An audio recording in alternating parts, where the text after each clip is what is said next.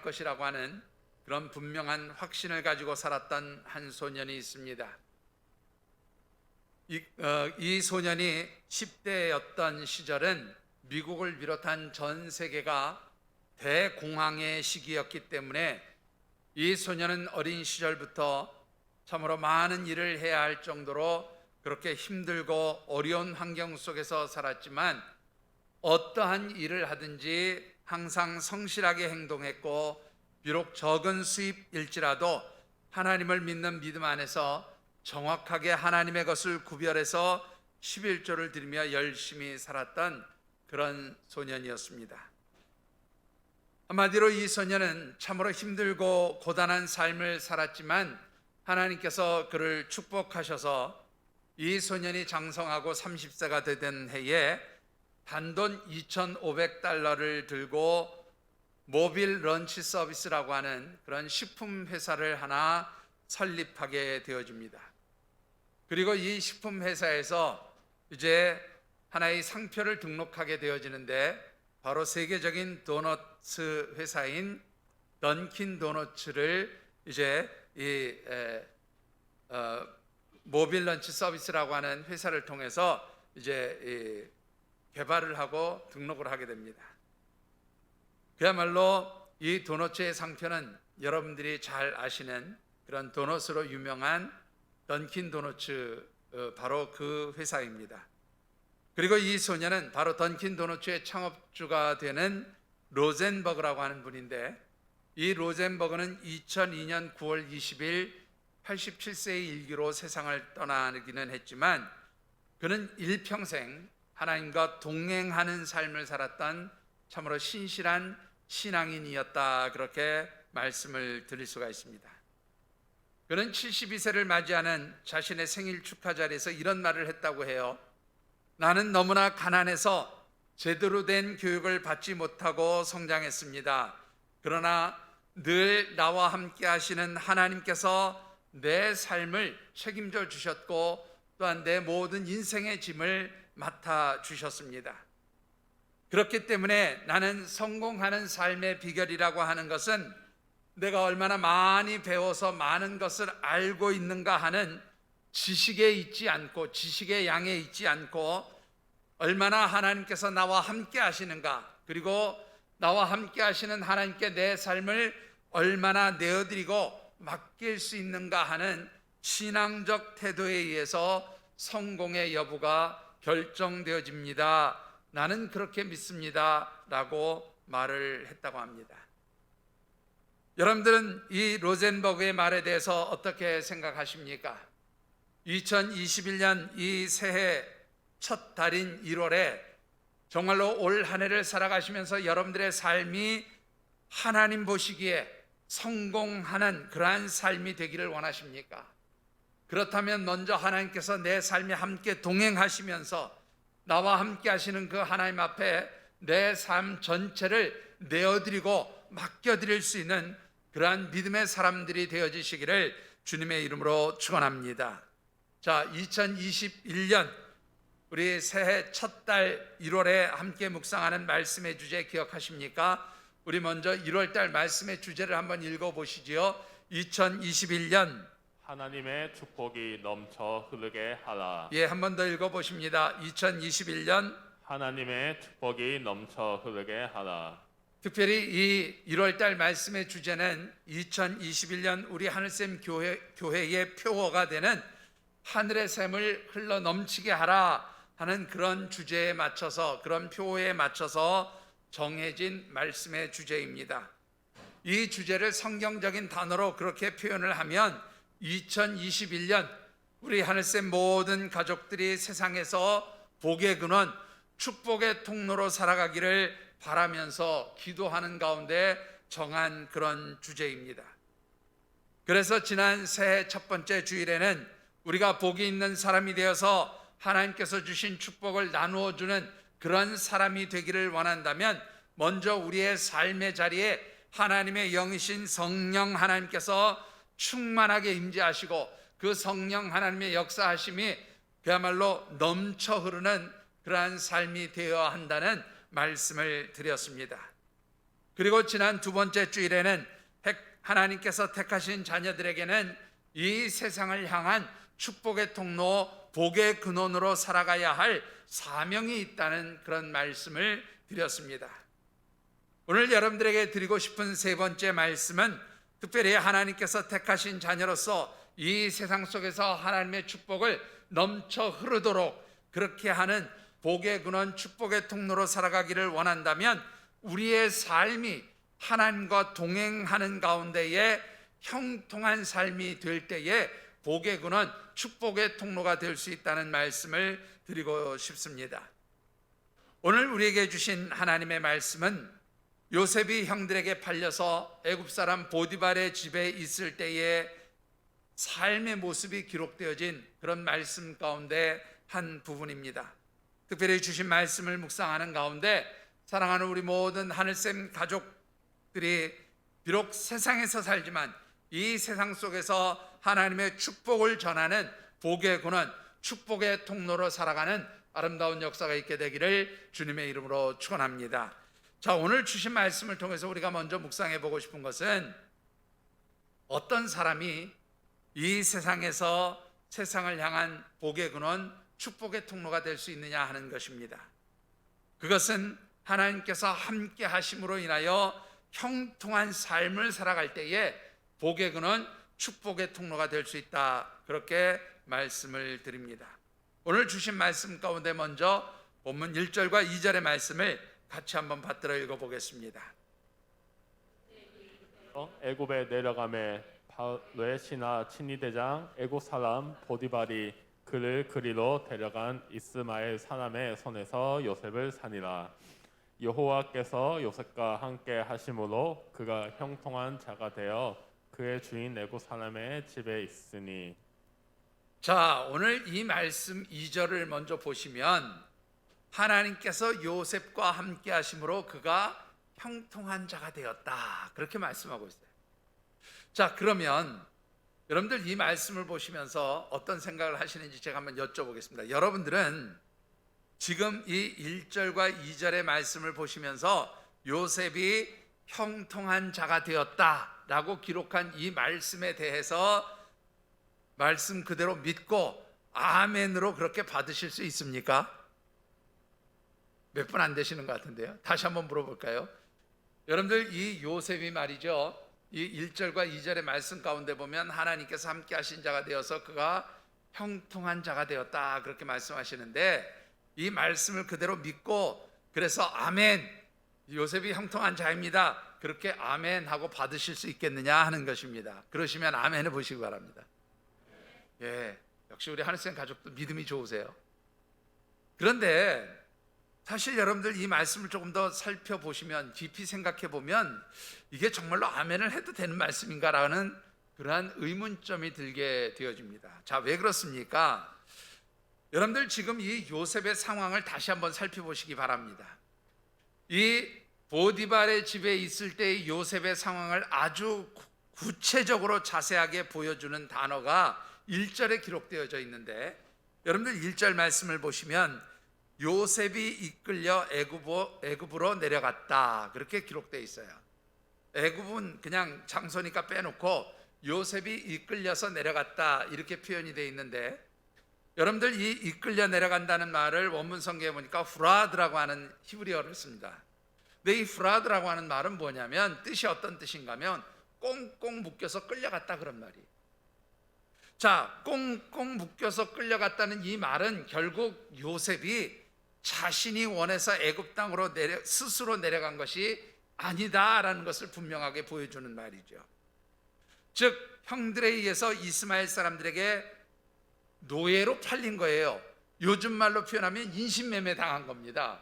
아버지 신부는 갔다가 이 요셉을 질투하고 시기하는 형들이 요셉을 냉큼 잡아가지고 어떻게 해요? 인신매매 상인들에게 팔아버린 거예요. 그래서 하루아침에 이제 노예로 이스마엘 사람들에게 팔렸고, 그래서 자신의 의사와는 아무런 상관없이 머나먼 타국 땅 애굽까지 강제로 묶여서 끌려간 그러한 상황입니다. 그리고 그 애굽 땅에서 하루아침에 애굽 바로왕 친위대장인 보디발의 집에 노예로 팔려서 종살이를 하고 있는 그런 상황이라 말이죠. 자, 여러분들 한번 생각해 보시죠. 이게 말이 됩니까? 내 의사와는 무관하게 한마디로 인신매매 당해서 머나먼 타국 땅에 노예로 팔리게 되고 남의 집에서 노예로 종으로 생활하는 것이 형통한 삶이라 그렇게 말씀할 수 있느냐라는 거예요. 여러분들 같으면 내가 지금 강제로 인신매매 당해가지고, 뭐 요즘에는 그런 일이 거의 없습니다만 우리 한때 그런 얘기가 있었죠. 뭐 길 가다가 갑자기 납치를 당해가지고 봉고차에 태워져가지고 정신을 잃었는데 나중에 보니까 깨어보니까 무슨 멍텅구리배에서 뭐 갇혀 있더라, 뭐 어디에 인신매매 당했다, 뭐 이런 하여튼 그런 일들이 있었던 시대가 있었어요. 만약에 여러분들이 그런 일을 당했다면 그곳에서 내 삶이 형통합니다 그렇게 말할 수 있겠냐라는 거예요. 그런 상황에서 하나님 내 삶이 형통합니다 아멘 그렇게 말할 수 있겠느냐라는 거예요. 자, 그렇기 때문에 우리는 오늘 이 자리에서 형통하다는 말의 의미를 다시 한번 살펴볼 필요가 있어요. 자, 이 형통이라고 하는 말은 히브리어 단어로 표현하면 찰라흐라고 하는 단어를 써요. 찰라흐. 이 말은 번영하다, 성공하다 등등 여러 가지 의미로 사용이 되어지는데, 풀어서 좀 말씀을 드리면 인생을 살아가는 동안에 걸림돌이나 혹은 장애물이 없이 그야말로 탄탄대로의 길을 걸어가는 그러한 삶을 살 때 우리가 보통 형통하다라고 그렇게 표현을 하고 있습니다. 그렇기 때문에 이 공동번역 성경이나 표준 세번역 성경이나 또 옛날 그 세번역 성경 같은 경우에 보면 이 형통하다는 말을 뭐라고 번역을 해놓았는가 하면 앞길이 잘 열렸다 그런 말로 표현하고 있어요. 하는 모든 일들이 잘 되어서 그 길이 잘 열려졌다 이렇게 번역을 해놓고 있습니다.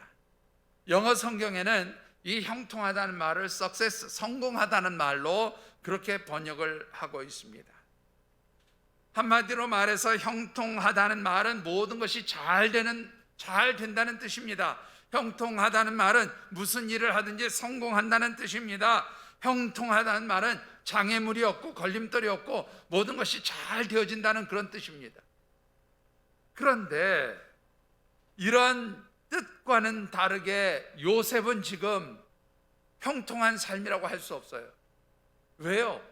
형통한 삶이라면 집에서 아버지와 함께 그렇게 행복한 삶을 사는 게 형통한 것이지, 하루아침에 인신매매 당하고 노예 생활하는 게 어떻게 형통한 삶이 될 수 있느냐라는 거죠. 자, 그런데 오늘 여기서 우리는 다시 한번 형통이라는 말의 또 다른 측면을 살펴볼 필요가 있을 것 같아요. 여러분들, 이 형통하다는 말은 단순하게 모든 것이 잘 된다, 모든 것이 정말로 탄탄대로처럼 그렇게 열리게 된다, 걸림돌이나 장애물이 없다, 그런 의미만 있는 것은 아니라고 하는 것입니다. 이 원문의 뜻을 보면 형통하다는 말 가운데는 장애물을 뛰어넘었다, 걸림돌을 뛰어넘었다라고 하는, 또 혹은 건너갔다라고 하는 그런 뜻도 있다라고 하는 것이죠. 따라서 이 형통하다는 말은 우리가 인생을 살면서 어떤 고난이나 어려움이나 환난이나 핍박을 한 번도 당하지 않고 산다, 그런 뜻이 아니다, 그런 말이에요. 우리는 인생을 살아가면서 수없이 많은 고통도 당하고 어려움도 당하고 때로는 여러 가지 환난과 또 힘든 일을 만나게도 되어진다라고 하는 것입니다. 그런데 그런 고통과 환난, 어려움을 만날지라도 형통한 사람은 어떤 사람입니까? 그 고통의 자리에서, 그 고난의 자리에서, 그 어려움의 자리에서 그 순간순간을 어떻게 해요? 뛰어넘는 거예요. 그 순간순간을 넘어가는 겁니다. 즉, 그 고난과 고통, 환난과 어려움 가운데 패배하고 지는 것이 아니라 그것을 뛰어넘어서 고난과 어려움들을 이겨낼 수 있게 되어진다는 것입니다. 이것이 바로 형통한 삶이라 그런 의미인 것입니다. 여러분들, 형통하다는 것이 무조건 되고 좋은 것만 있는 게 형통이 아니에요. 어려움을 당할지라도 그 어려움을 뛰어넘을 수 있는 것, 고난을 당할지라도 그 고난을 딛고 일어서서 이겨낼 수 있는 것, 이게 바로 형통하다는 또 다른 의미라고 하는 것을 여러분들이 잊지 않게 되기를 주의 이름으로 축원합니다. 자, 그런데요, 여러분들, 이 형통한 삶이 되기 위해서는 아주 중요한 전제 조건이 하나 있어요. 여러분들 2절 말씀을 다시 한번 보실까요? 형통한 삶이 되기 위해서는 여러분들 어떤 전제 조건이 필요합니까? 성경에 뭐라고 되어 있어요? 누가? 여호와 곧 하나님께서 함께 하실 때에 어떻게 해요? 형통한 삶이 된다, 그런 말이에요. 앞서도 말씀을 드렸지만 애굽 보디발의 집에서 살아가는 요셉이 노예로 종으로 그렇게 살아가는 그 환경, 그 상황은 우리가 생각하는 방식으로 보면 이거는 절대로 형통한 삶이 아닌 거예요. 그런데 성경에 보면 이런 요셉의 삶을 형통하다라고 그렇게 말하는 것은 바로 그가 누구와 함께하는 사람이었기 때문에, 하나님께서 함께 하시는 사람이었기 때문에 그의 삶을 형통하다라고 그렇게 표현하고 있다. 사랑하는 성도 여러분, 하나님께서 함께 하시는 사람은 그 삶의 환경과 상황과 형편이 어떠하든지 그것은 사실 중요하지 않아요. 왜 그렇습니까? 하나님께서 함께 하시면 환경과 상황과 형편이 어떠하든지 그는 어때요? 형통한 삶을 살게 되어지는 줄 믿으시기 바랍니다. 특별히 2021년 이 세상 가운데서 세상을 향한 복의 근원, 축복의 통로로 살아가야 할 우리 모든 하늘샘 가족들이 어떠한 삶의 자리와 형편, 환경을 만나고 처하게 되든지 이 형통이란 말에서 느끼는 느낌 그대로 편안하고 모든 것이 잘 되고 장애물이나 걸림돌이 없는 그러한 삶의 자리로 그렇게 1년을 살아가게 되든지, 아니면 때때로 힘들고 어려운 상황, 그래서 내 힘과 능력으로 그 어려움의 상황을 해결할 수 없어서 마치 죽을 것과 같은 그러한 아픔과 고통을 당할지라도 하나님이 함께 하심으로 인해서 그 모든 고난과 어려움, 죽을 것 같은 상황들을 뛰어넘는 그런 형통한 삶이 올 한 해 우리 하늘섬 가족들에게 임하시게 되기를 주님의 이름으로 축원합니다. 여러분들, 하나님이 함께 하십니다. 하나님이 함께 하시면 환경, 상황, 형편 중요하지 않아요. 하나님이 함께 하시는 그것으로 인해서 여러분들의 삶이 어떠한 환경도 뛰어넘을 수 있는 그러한 형통한 삶이 되어지시기를 다시 한번 주님의 이름으로 축원합니다. 자, 그러면 올 한 해 내가 하나님과 함께함으로 인하여 형통한 삶을 살아가겠다, 여러분들 그렇게 다짐하십니까? 그렇다면 내가 하나님과 함께 동행하는 삶을 통해서 형통한 삶을 살 수 있다는 그 증거가 무엇일까요? 어떻게 하면 내가 하나님과 함께 동행하는 삶을 살아가면서 형통하게 되어지는지 알 수 있겠느냐, 그 말입니다. 여러분들은 이 말씀을 보면 요셉을 통해서 하나님이 함께 하심으로 인해서 형통한 삶을 살아가는 사람들에게는 세 가지 삶의 특징이 나타나는 것을 보게 돼요. 자, 어떤 특징이 나타납니까? 첫 번째는요, 섬김의 삶을 살게 되어진다는 것입니다. 여러분들 4절 말씀을 우리 같이 한번 받들어 읽어보겠습니다. 4절입니다. 요셉이 그의 주인에게 은혜를 입어 섬김에 그가 요셉을 가정 총무로 삼고 자기의 소유를 다 그의 손에 위탁하니. 자, 여러분들 여기에 보시면 아주 중요한 단어, 4절에서 제일 중요한 단어가 섬기다라고 하는 단어예요. 여러분들 이 섬기다라는 단어는 구약 성경에서 보통 두 개의 단어를 많이 쓰고요, 그 중에서도 특별히 많이 쓰는 단어는 아바드라고 하는 단어입니다. 이 아바드라고 하는 단어는 어떤 때 사용하는가 하면 우리가 하나님 앞에 예배드립니다, 하나님께 경배합니다, 이렇게 할 때에 보통 아바드, 섬기다라는 단어를 써요. 또 우리가 하나님의 백성, 하나님의 자녀로서 하나님께 영광을 올려드릴 때에 하나님을 위하여 여러 가지 어떤 헌신과 봉사를 할 때 섬기다라는 말을 쓰지요. 그럴 때도 역시 아바드라고 하는 단어를 써요. 그래서 보통 구약 성경에 쓰는 단어 중에 아바드라는 말은 가장 보편적으로 일반적으로 사용하는 단어가 바로 아바드라는 단어예요. 그런데 독특하게도 오늘 이 창세기 39장 4절에 기록되어져 있는 이 섬기다라고 하는 단어는 아바드라고 하는 단어가 아니라 샤라트라고 하는 단어를 써요. 샤라트라고.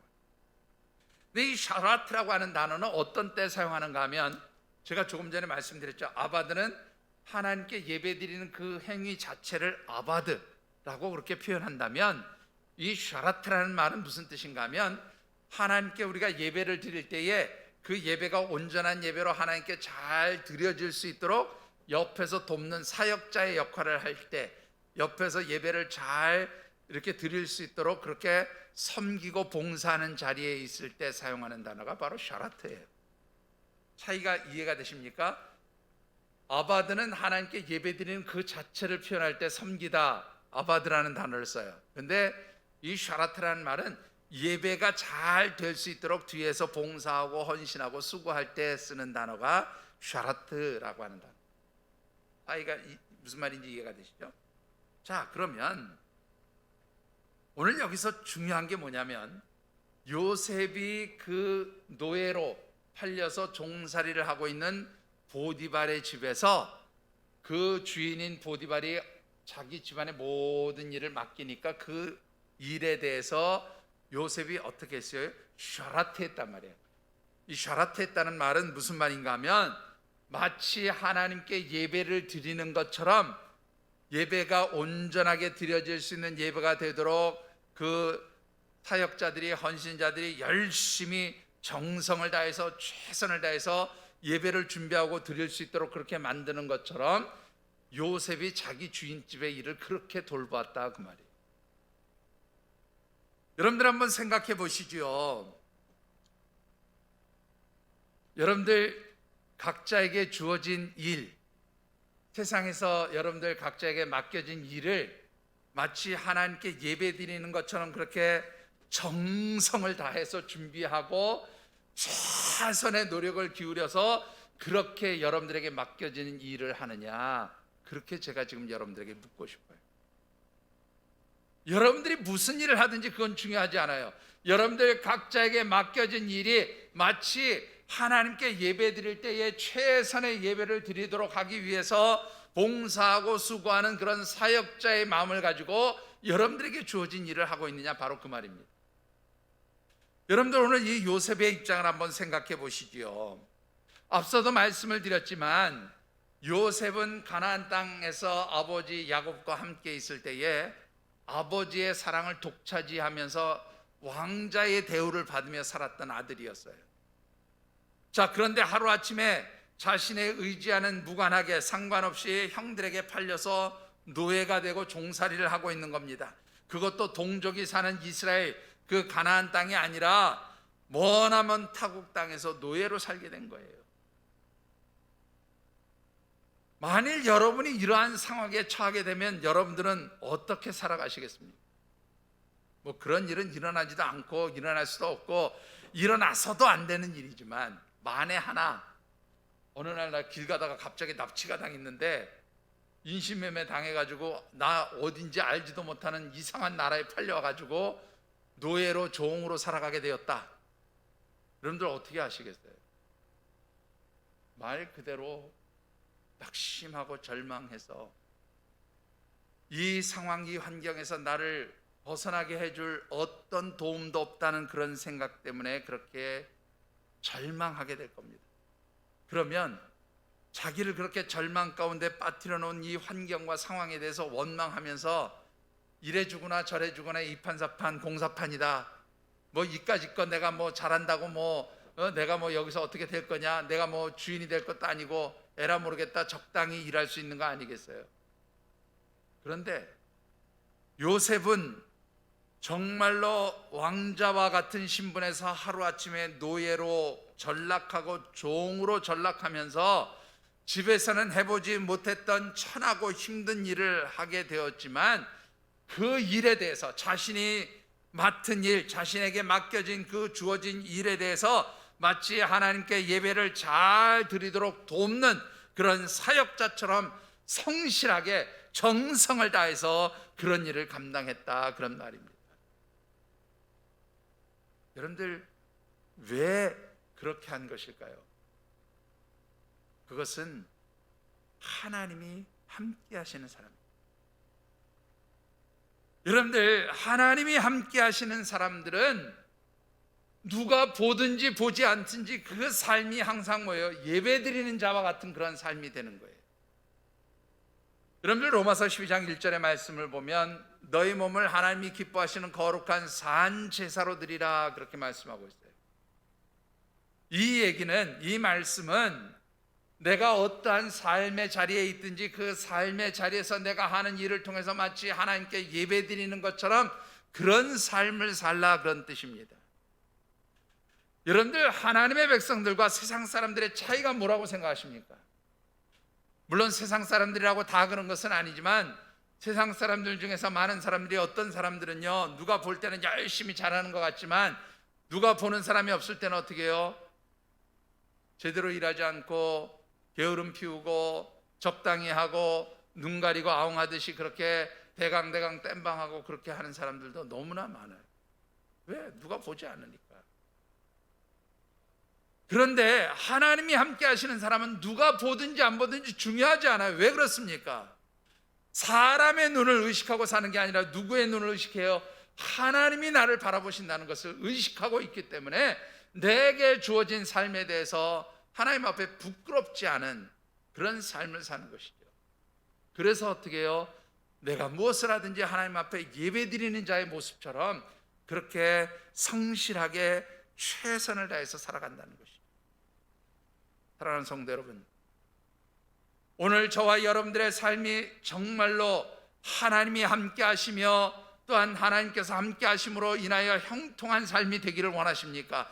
그렇다면 여러분들 각자에게 주어진 일과 여러분들 각자가 해야 되는 그 어떤 사명들이 어떠한 것이든 간에 하나님 앞에서 여러분들이 최선을 다하는 예배자처럼 그렇게 수고하고 헌신할 수 있게 되기를 주님의 이름으로 축원합니다.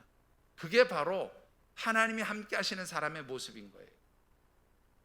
자, 두 번째로 하나님이 함께 하심으로 인하여 형통한 삶을 살아가는 사람들에게서 나타나는 특징은 하나님을 드러내는 삶을 살게 된다는 것입니다. 여러분들, 본문 3절의 말씀을 같이 한번 받들어 읽어보겠습니다.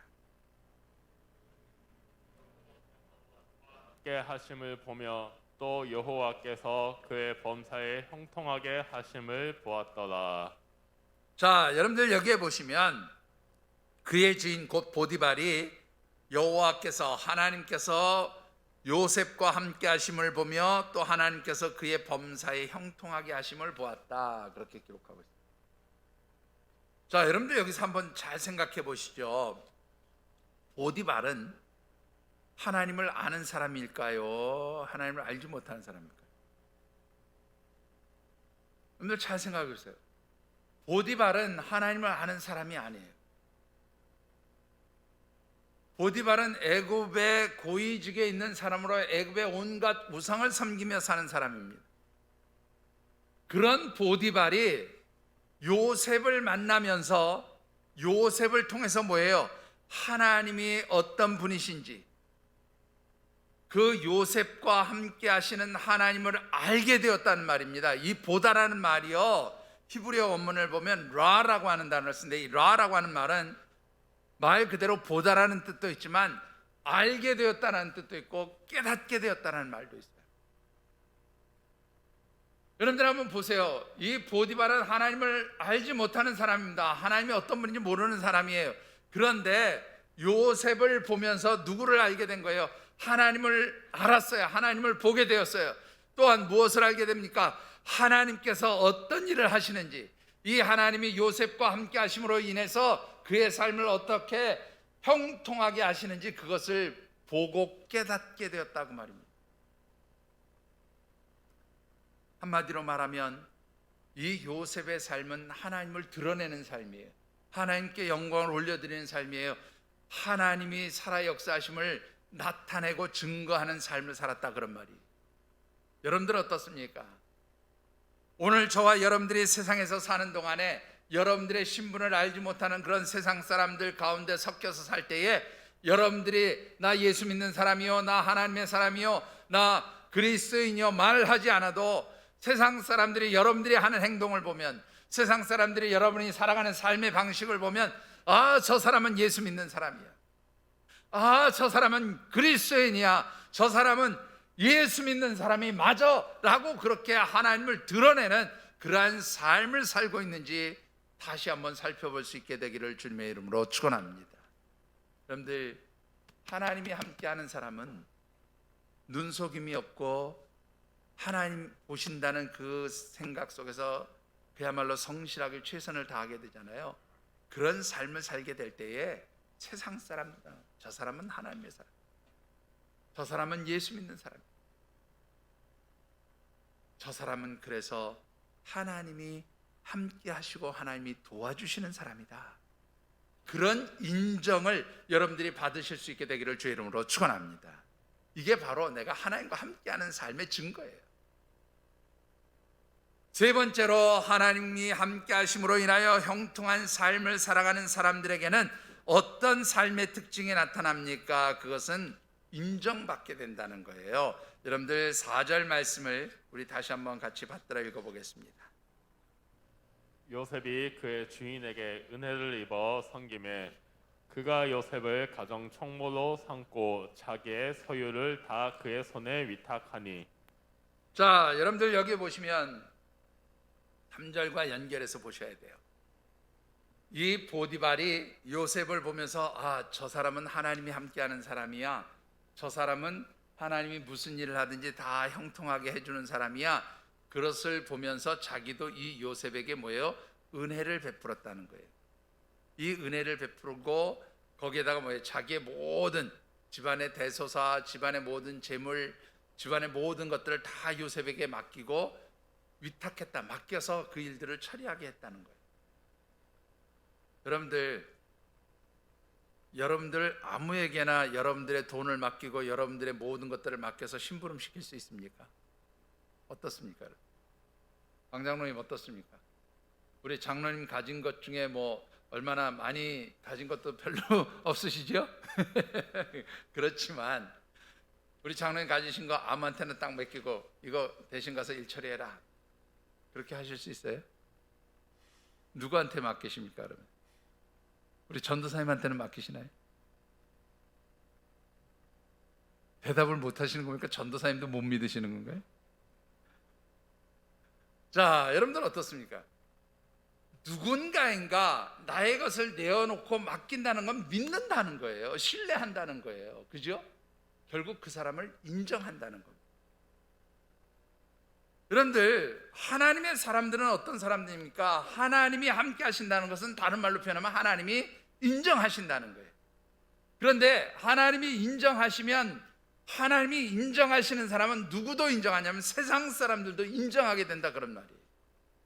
다른 말로 바꾸면 하나님이 인정하시고 하나님이 신뢰하는 사람은 세상 사람들도 신뢰하고 믿어준다, 그런 말입니다. 여러분들 한번 생각해 보세요. 세상 사람들이 나를 보면서 나를 믿어주고 있는가?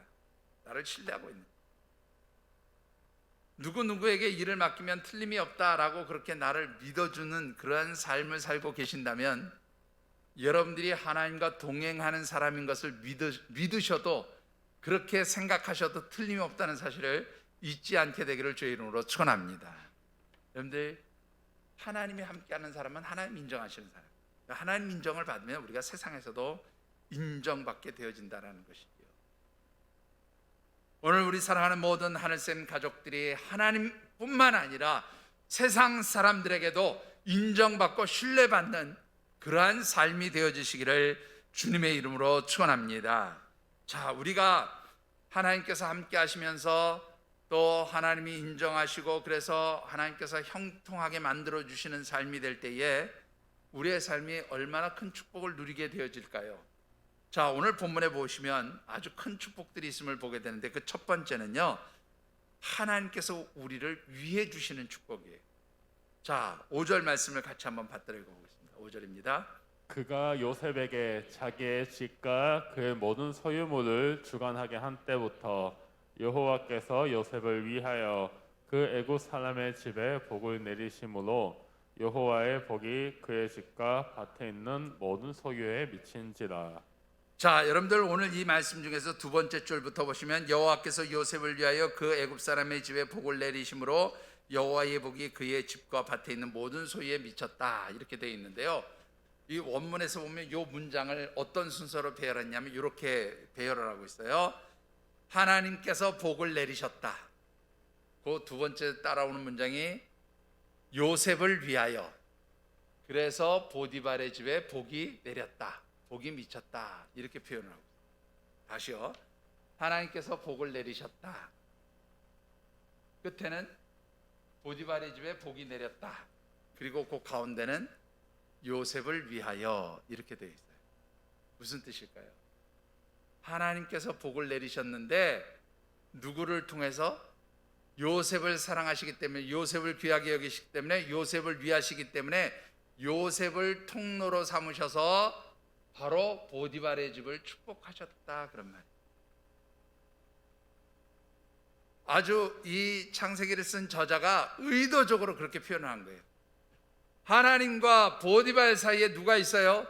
요셉이 있었다는 거야. 하나님이 귀하게 여기시는 요셉, 하나님이 위하는 요셉, 하나님이 사랑하는 요셉이 바로 축복의 통로가 되고 복의 근원이 되어서 하나님의 복을 보디발에게 전해주었다라고 기록하고 있다는 거예요.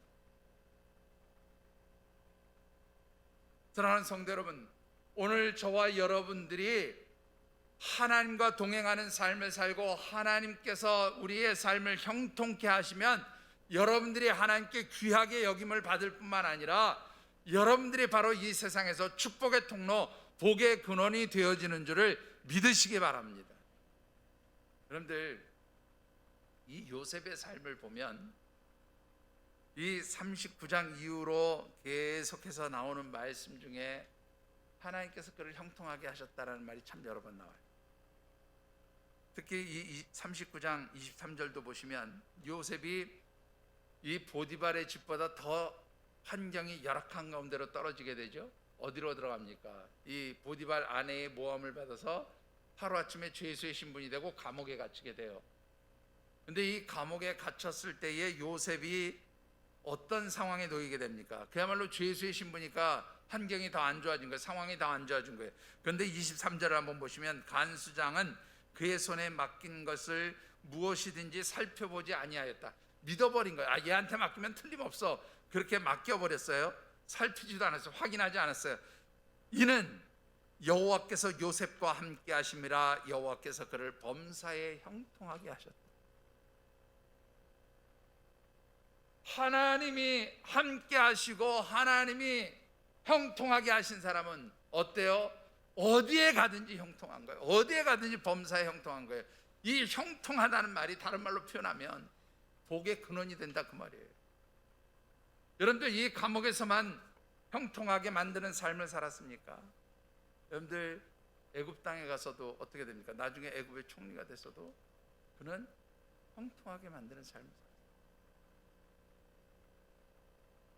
여러분들, 여러분들의 삶이 하나님 함께 하시게 되면, 하나님 여러분들의 삶을 형통하게 하면 여러분들이 바로 복의 근원이 돼서 여러분들의 주변에 있는 사람들에게 축복의 통로, 복의 근원으로서 그렇게 능력 있는 참으로 아름다운 삶을 살게 되어지는 줄 믿으시기 바랍니다. 자, 두 번째로는요, 이 하나님이 함께 하시고 그래서 형통하게 하시는 사람은 능력의 삶을 살게 돼요. 어떤 능력의 삶을 살게 되는지 2절 말씀을 같이 한번 받들어 읽어보겠습니다. 여호와께서 요셉과 함께 하심으로 그가 형통한 자가 되어 그의 주인 애굽 사람의 집에 있으니. 자, 여기 보시면 2절 말씀에 여호와께서 요셉과 함께 하심으로 그가 형통한 자가 되었다, 요셉이 형통한 자가 되었다, 그렇게 번역하고 있어요. 그죠? 이 말을 보면, 이 말씀대로 하면 요셉만 형통하게 된 것처럼 보여요. 그런데 이 형통하다는 말을 히브리어 원문에서 쓰는 그 문법적 표현을 보면 이게 요셉 자신만 형통하게 된 게 아니라 요셉 그 자신과 자기 주변 사람도 뭐하게 만들었다는 말이냐면 주변 사람도 형통하게 만들었다고 말이에요. 하나님이 함께 하시니까 나만 형통해지는 게 아니라 누구도 형통하게 만들어요. 다른 사람도 형통하게 만들어주는 거예요. 능력이 있는 거죠. 여러분들 한번 잘 생각해 보세요. 여러분들이 누구를 만났는데 여러분 만난 그 어떤 사람이 나는 너랑 안 만날 거야. 너랑 만나면 맨날 되는 일이 없어. 너랑 만나면 나 맨날 망해. 너랑 만나면 나는 뭐 하다가도 잘 되는 것 같다가도 안 돼. 그러니까 너 나하고 만나지 마. 만약 이렇게 된다면 여러분들 살맛 나시겠어요? 막 그렇게 된다면 살고 싶지 않을 거예요. 여러분. 그렇지 않습니까? 그런데 말이죠. 아이고 난 귀찮아 죽겠는데 말이죠. 사람들이 야 너 있어야 돼. 너만 있으면 안 되던 것도 잘 돼. 너만 있으면 정말로 내가 계획하는 모든 일들이 다 그냥 성공할 거야. 너만 있으면 돼. 너만 있으면 돼. 라고 그렇게 얘기한다면 이거야말로 축복의 사람 아니겠어요? 여러분들 이 요셉을 보면 조금 전에도 말씀을 드렸지만 그가 보디발의 집에 있을 때나 감옥에 갇혔을 때나 애굽 땅에 7년의 대가뭄이 임했을 때도 요셉 한 사람이 있었기 때문에 그 주변이 어떻게 해요?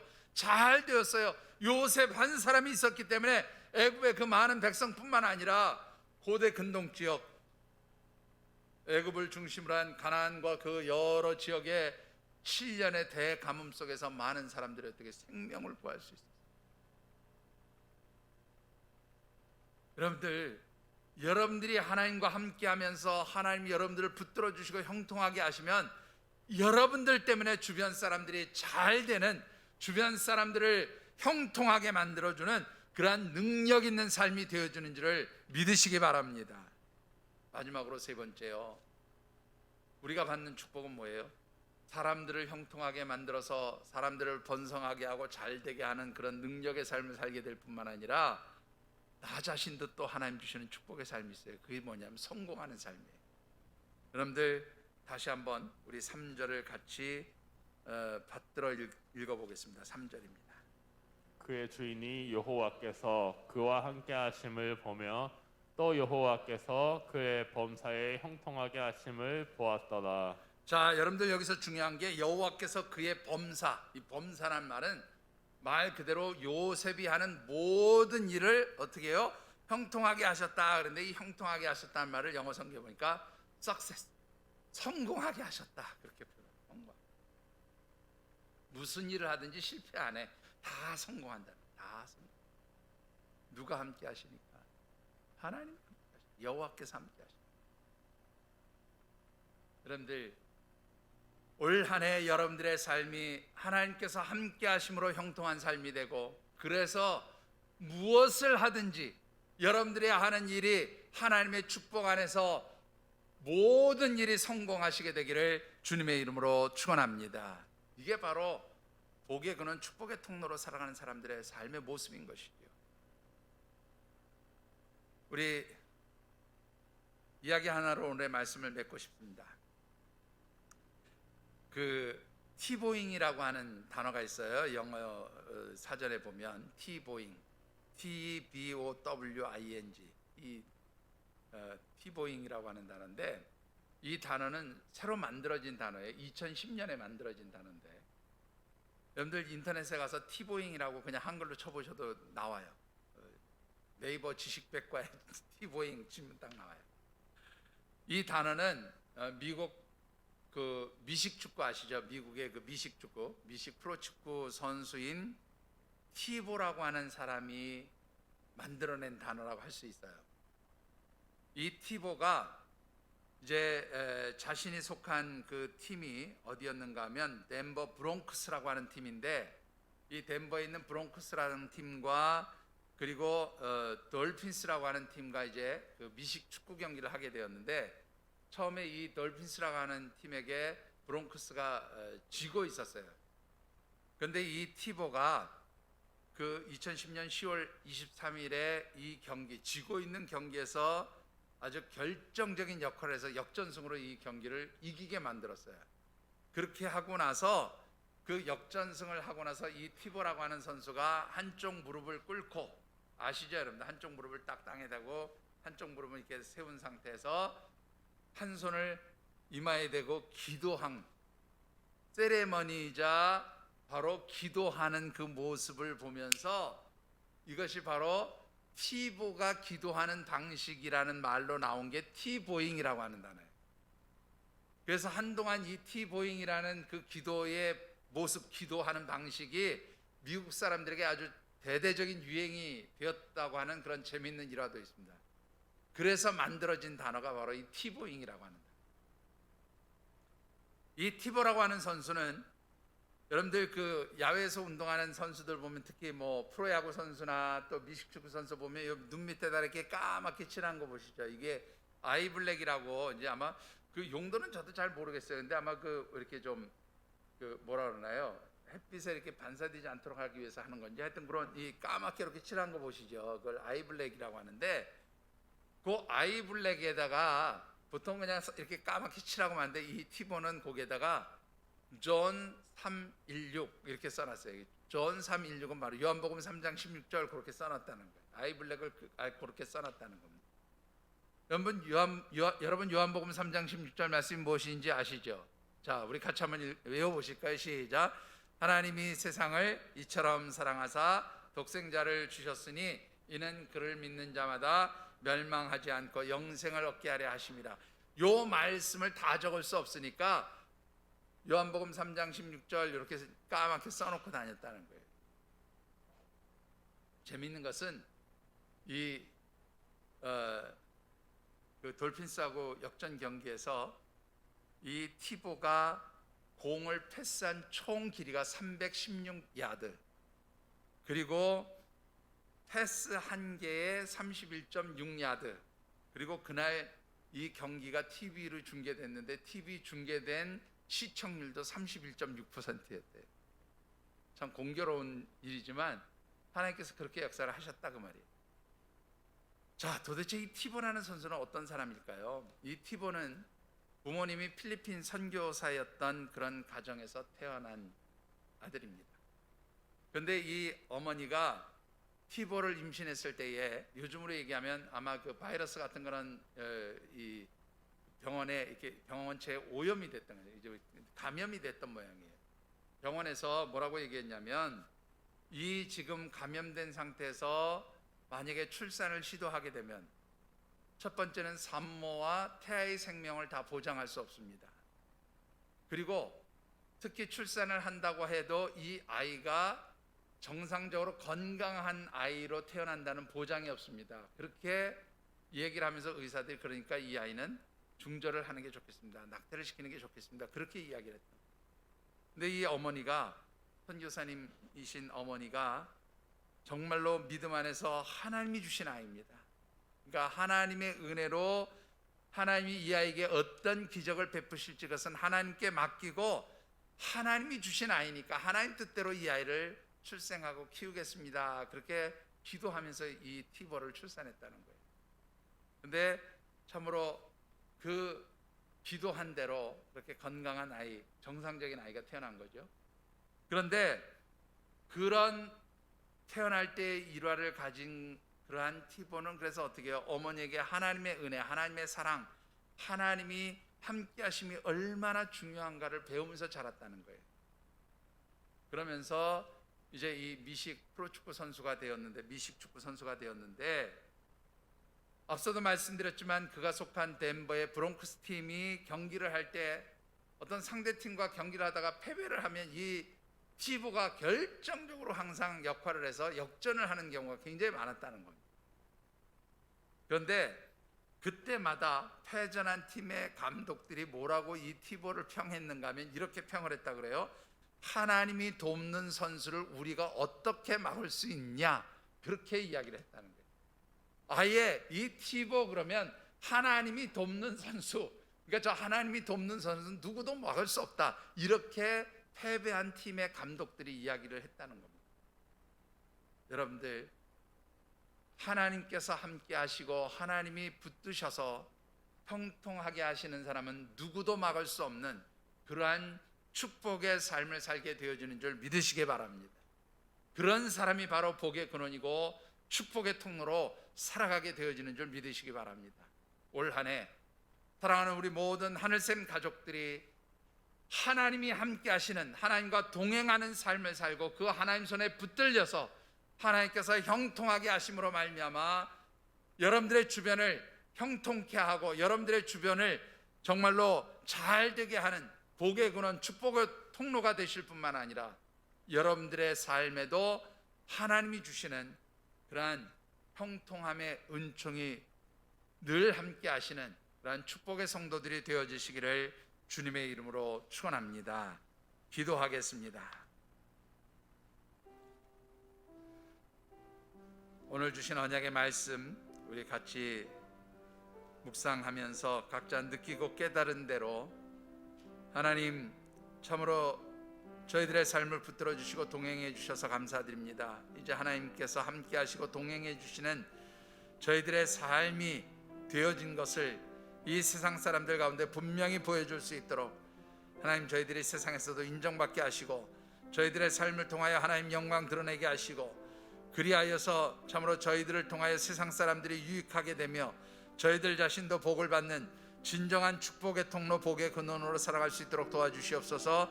각자 느끼고 깨달은 대로 우리 결단하며 기도하는 시간 같습니다. 사랑의 아버지 하나님,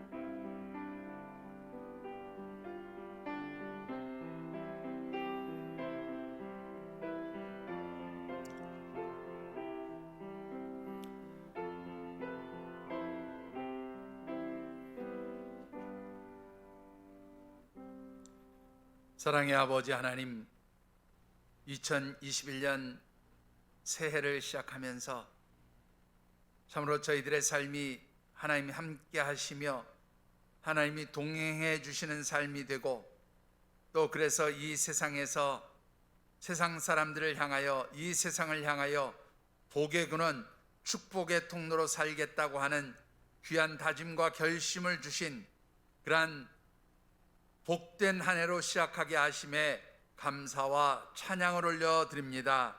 하나님, 이제 주신 언약의 말씀처럼 저희들의 삶이 늘 하나님과 동행하는 삶이 되게 하시고 그리할 때 하나님 이 세상 가운데서 복의 근원, 축복의 통로로 살아갈 뿐만 아니라 저희들의 삶의 자리에도 하나님 주시는 풍성한 은혜와 축복이 있어서 무슨 일을 하든지 우리의 삶이 형통한 삶, 범사의 모든 일이 형통하게 성공하는 삶이 되어지도록 축복하여 주시옵소서.